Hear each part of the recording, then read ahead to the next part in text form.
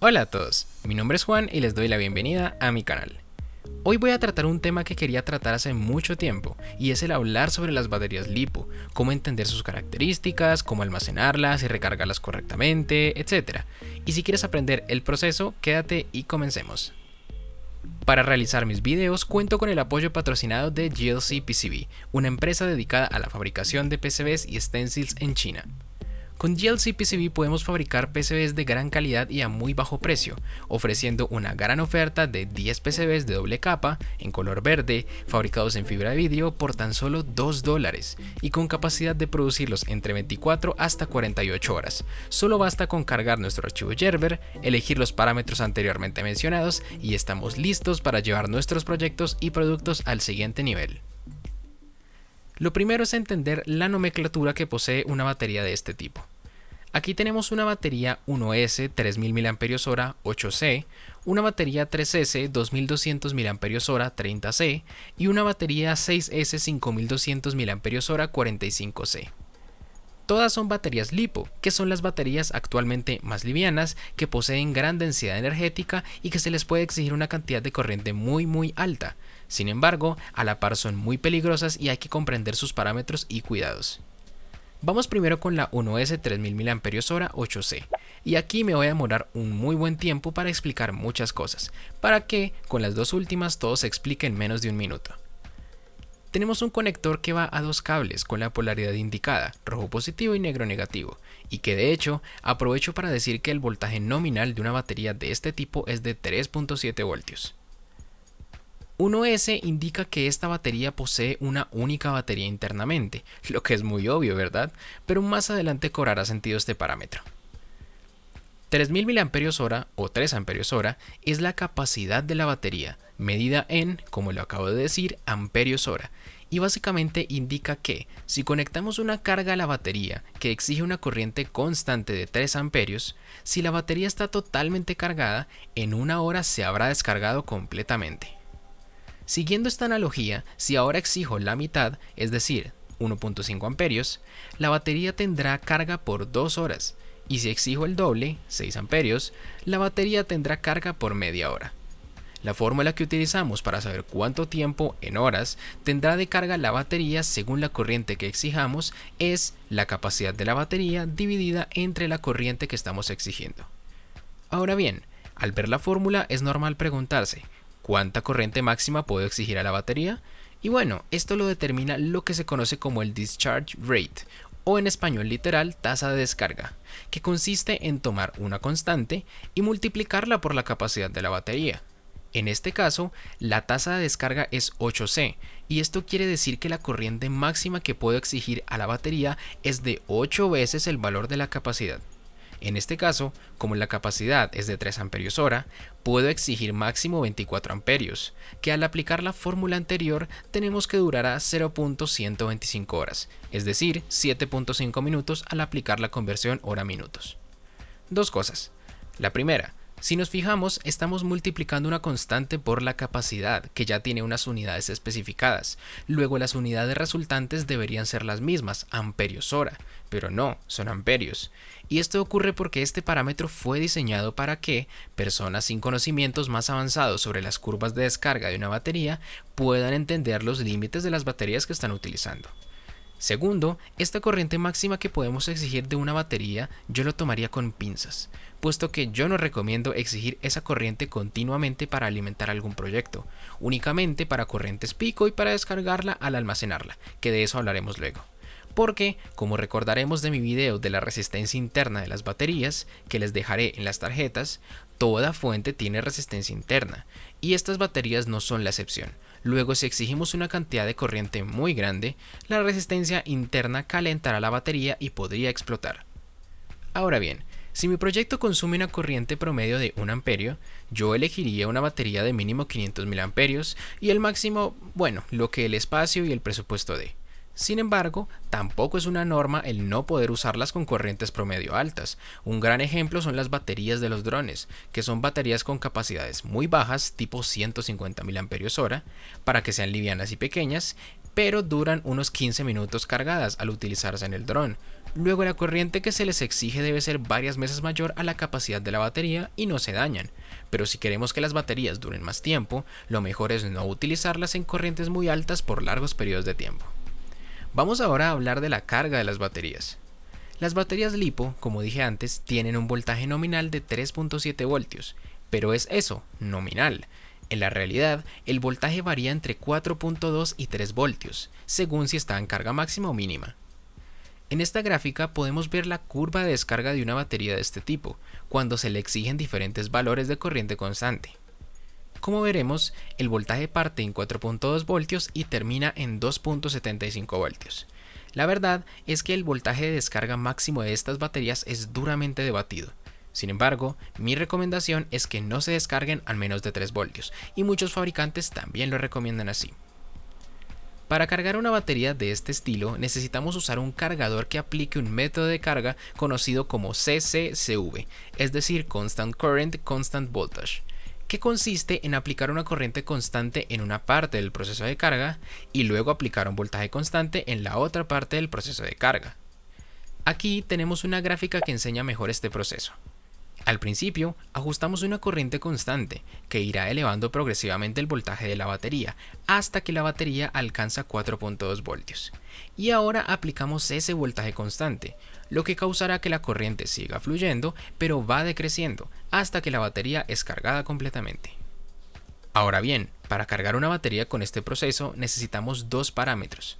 El primero es la corriente constante de carga y el segundo es la corriente de corte, es decir, la corriente a la que el cargador entiende como que la batería ya fue cargada y debemos parar. La corriente constante de carga la da el fabricante usando lo que denominamos charge rate, o en español literal tasa de carga, que nuevamente hallamos multiplicando una constante por la capacidad, y este valor se puede encontrar en la propia batería o en el datasheet de la misma. Por ejemplo, si mi tasa de carga es 2C y en este caso tengo una batería de 3000 mAh o 3 Ah, puedo cargarla con una corriente constante máxima de 6000 mAh o 6 Ah. Sin embargo, mientras menos corriente usemos para cargarla, más lento será el proceso de carga, claro que sí, pero también es más seguro. La tasa de carga que combina mejor seguridad con velocidad de carga para la mayoría de baterías es 1C, es decir, a la misma corriente de la capacidad de la batería. Ahora bien, para encontrar la corriente de corte, que en inglés se llama cut-off current, nuevamente el datasheet es nuestro aliado. Sin embargo, si no tenemos ese parámetro, ya sea porque utilizamos una batería genérica o porque no lo encontramos, una corriente del 10% de la capacidad de la batería se considera como una batería ya cargada. Es decir, en este caso que tengo una batería de 3000 mAh, la corriente de corte será 300 mA, así de sencillo. Bien, tenemos estos parámetros. Podemos cargar nuestra batería, pero necesitamos obviamente un cargador que permita hacer este proceso de carga específico, y para ello tenemos tres opciones básicas. La primera es usar un cargador multipropósito dedicado. Por ejemplo, uno muy famoso y muy bueno es el iMax V6, y esto no es patrocinado, simplemente me gusta su funcionamiento. Y es un cargador que permite cargar y descargar baterías de todo tipo, controlando todos los parámetros vistos anteriormente y muchos más, pero claramente es costoso. La segunda opción es usar una fuente de alimentación variable con control de corriente, en donde lo que debemos hacer es ajustar el voltaje a 4.2 voltios, que va a ser el voltaje máximo de la batería, ajustar la corriente a la corriente de carga constante, conectar la batería y desconectarla cuando la corriente alcance la corriente de corte, y eso es todo, pero es igualmente algo costoso porque debemos tener una fuente que tenga esta opción.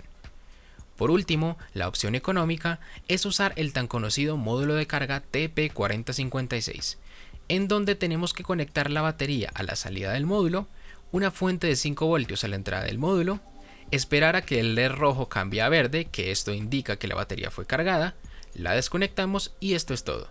Sin embargo, tenemos dos problemas. El primero es que no podemos ver intuitivamente el voltaje en la batería y la corriente de carga, para darnos una idea de cuánto falta para que sea cargada la batería.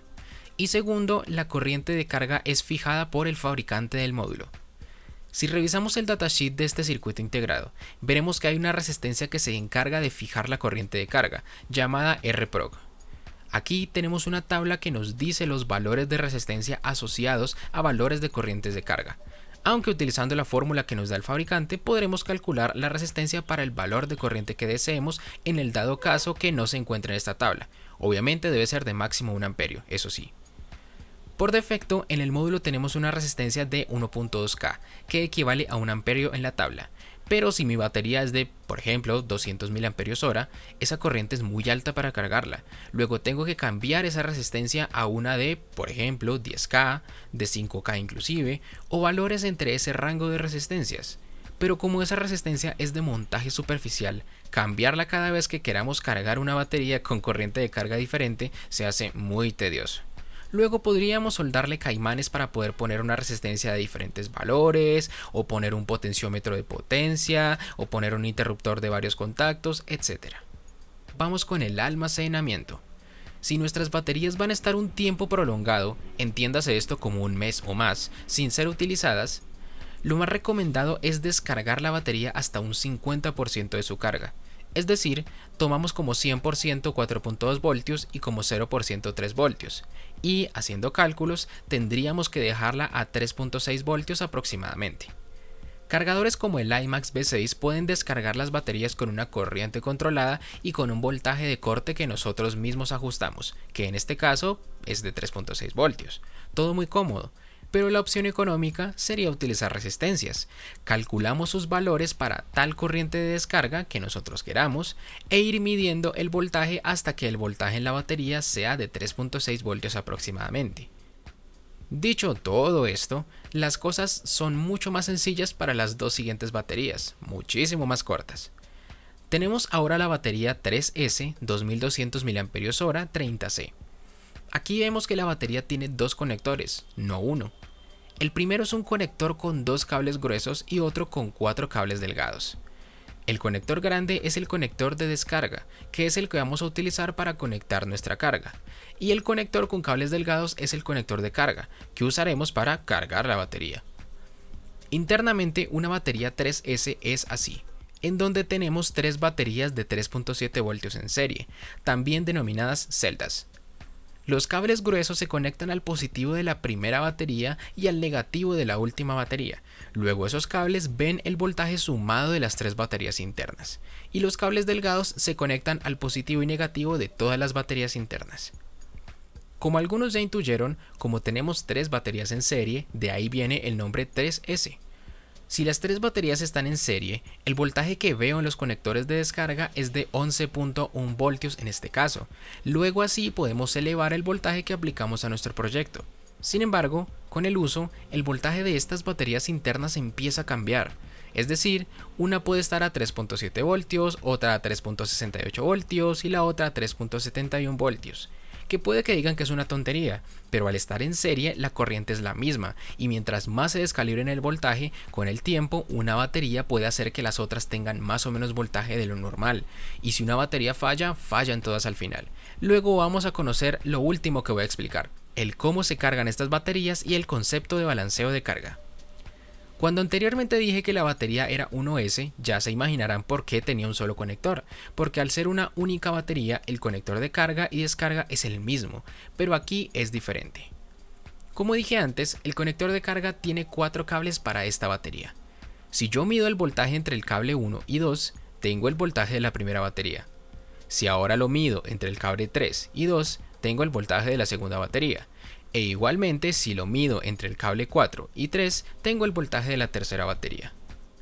Para cargar esta batería 3S no podemos utilizar el conector de descarga para hacerlo, tenemos que hacerlo con el conector de carga, y para ello vamos a cargar todas las baterías por separado. Así, conectando un cargador a cada una de las baterías internas por medio de este conector, cargo todas por separado y de forma segura. Cargadores como el IMAX B6 permiten cargar todas estas baterías internas al mismo tiempo, pero si queremos usar cargadores como la fuente variable o el TP4056, tendremos que utilizar un cargador por cada batería, lo que es engorroso y costoso a la larga.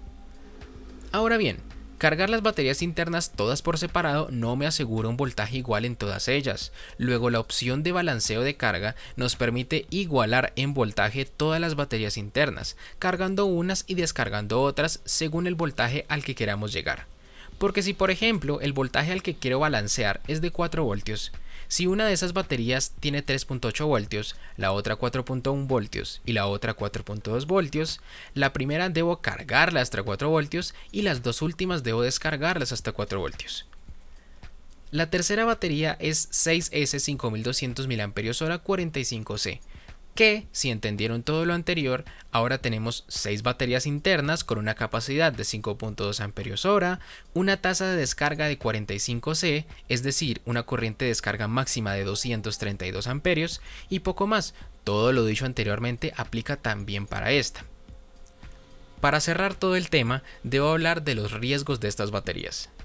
Por la forma de construcción y el polímero que usan, son extremadamente peligrosas si se exponen a sobrevoltaje, cortocircuito, sobretemperatura y perforación. Que por cierto, Great Scott tiene un video hablando sobre este tema, la seguridad de estas baterías, que de hecho les dejaré en las tarjetas para que lo puedan observar y entiendan que, como decía el tío Ben, un gran poder conlleva una gran responsabilidad. En fin, aquí termina este video. Muchas gracias por llegar hasta aquí. Espero ahora sepan más sobre estas baterías tan utilizadas y el cómo utilizarlas y cuidarlas correctamente. Nos veremos en próximos tutoriales. Hasta la próxima. Chaito. Gracias por ver este video. Si te gustó el contenido que viste, puedes darle manito arriba al video y suscribirte al canal. Pero antes de irme, aquí te dejo dos otros videos que podrían interesarte. Y si aprecias mi trabajo y mi conocimiento, en la descripción de este video te dejo mi cuenta de PayPal, por si quieres hacer alguna donación para continuar con esta labor educativa.